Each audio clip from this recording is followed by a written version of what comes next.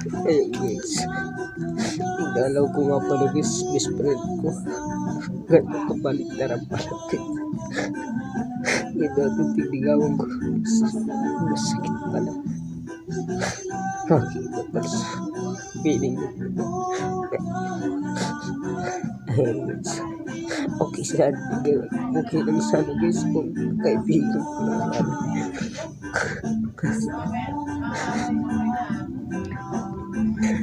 Classmate pa pala yun guys, naging jowa pala guys. Para bumalik guys yung alaala namin guys na habang siyang tignigan, pinili niya yung ng kaibigan ko, okay lang sa akin. Kasi guys, ngayon parang hindi ko patanggap.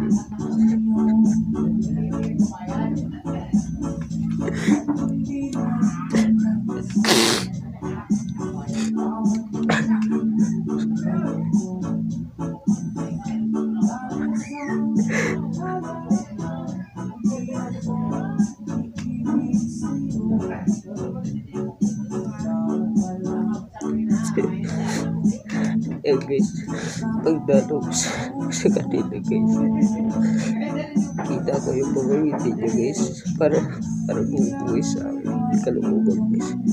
Pero kabaliktaran pala guys, yung pag-uwi ko guys, sakit pala ng dibdib guys, ang guys, ang kapalit pala na yun guys. Oo nga guys, nagdalaw nga ako, kinabasta ako guys. Pero sakit pala. Hindi ko pa rin makalimutan.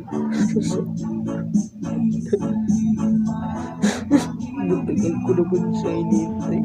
Nagtagal ko oras na ito. Ano ba dapat na gawin ko guys?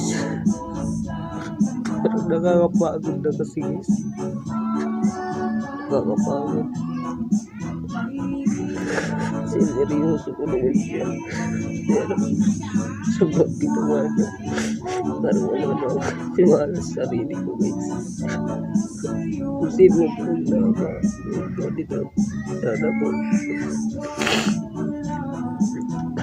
sana po mapakinggan po ninyo para maging aral po sa inyo.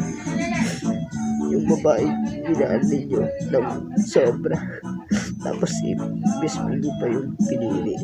Okay lang sana kung best friend, pero classmate pa rin yan.